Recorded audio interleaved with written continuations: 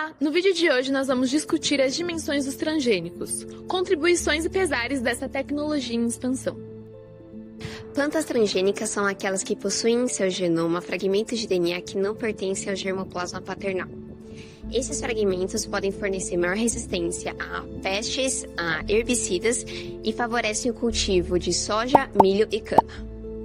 A técnica de DNA recombinante permite que uma característica específica seja incluída no organismo. Os transgênicos têm 3 gerações conforme a característica. A primeira, resistência a pestes e herbicidas. A segunda, uma melhora na qualidade ou na quantidade de produção. E a terceira, relacionada à produção de uma molécula de interesse humano. As plantas com gene de resistência foram as primeiras a serem desenvolvidas. Um exemplo delas são as plantas Bt, que possuem em seu genoma sequências do DNA da bactéria Bacillus thuringiensis. Isso permite que elas produzam uma proteína letal a herbívoros, o que reduz sua predação. A segunda geração permite a melhora nas características de interesse humano, por exemplo, a redução na altura do trigo, que faz com que a planta foque sua energia nos órgãos reprodutivos, os quais são consumidos pelos humanos.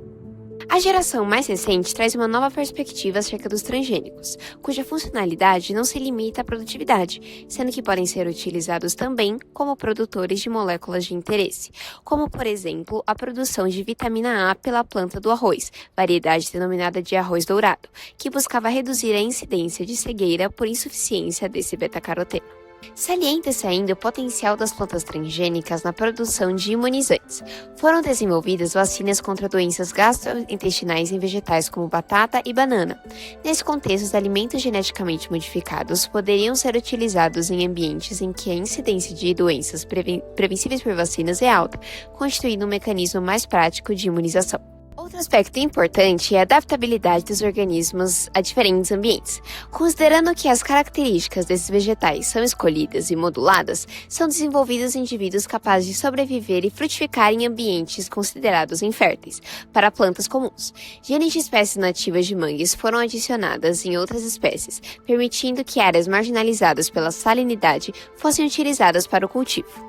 O cenário brasileiro apresenta grandes oportunidades para a tecnologia de DNA recombinante.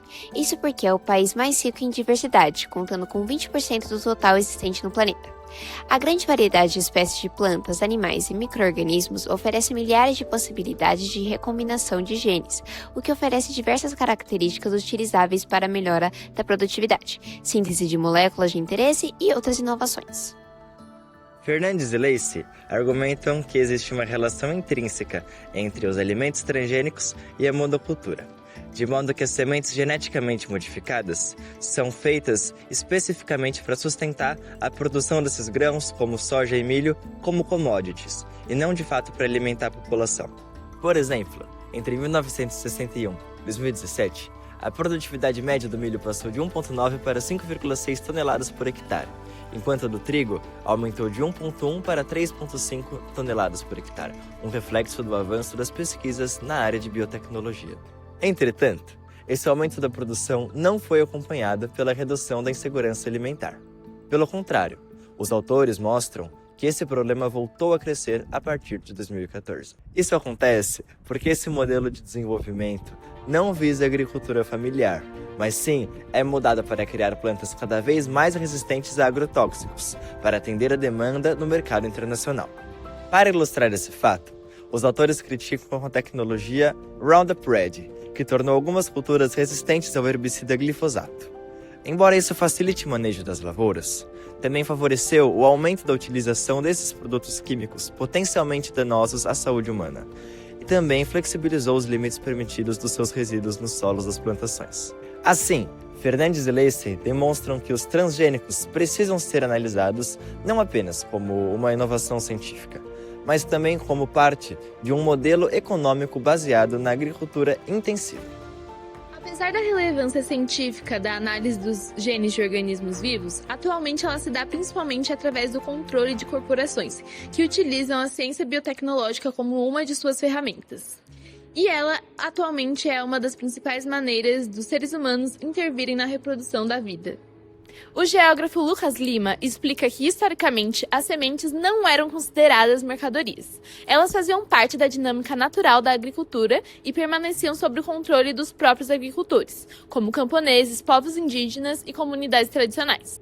Com a expansão do modo de produção e o avanço da biotecnologia, essa realidade mudou. As sementes passaram a ser patenteadas, comercializadas e controladas por grandes corporações multinacionais, tornando-se elementos centrais do mercado agrícola global.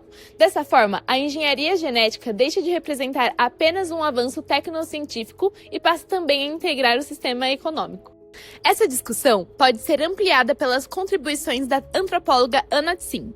Segundo Tsin, os ecossistemas são formados por relações permanentes entre diferentes espécies. Plantas, insetos, micro-organismos e animais dependem continuamente um dos outros para manter o funcionamento dos ambientes naturais.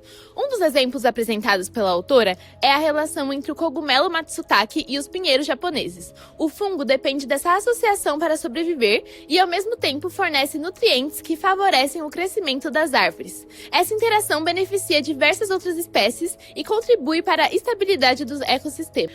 Quando plantas transgênicas alteram suas interações com determinados insetos ou outros organismos, essas relações ecológicas também podem ser modificadas, reorganizando as chamadas paisagens multiespécies. Tsin também apresenta o conceito de escalabilidade, que descreve processos produtivos planejados para serem reproduzidos em grandes extensões territoriais por meio da padronização. Os transgênicos facilitam esse processo, porque permitem cultivar plantas com características semelhantes em diferentes regiões.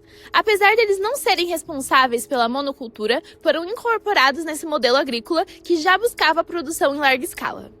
O ecólogo Jonathan Foley e seus colaboradores afirmam que, embora a agricultura moderna tenha aumentado significativamente a produção de alimentos, ela também reduziu diversos serviços ecossistêmicos fundamentais, como a conservação da biodiversidade, a qualidade da água, o sequestro de carbono, a fertilidade do solo e a polinização.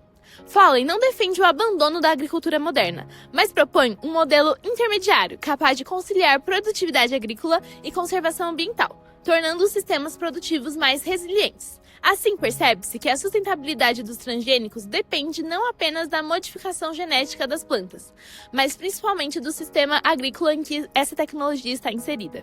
Ao longo deste trabalho, vimos que os transgênicos representam um importante avanço da engenharia genética. Essa tecnologia possibilitou o desenvolvimento de plantas mais resistentes, alimentos com maior valor nutricional e aplicações que vão além da agricultura, como a produção de vitaminas e vacinas.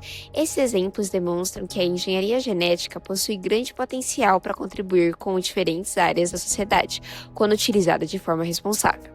Por outro lado, também vimos que os impactos dos transgênicos não podem ser analisados apenas do ponto de vista biológico.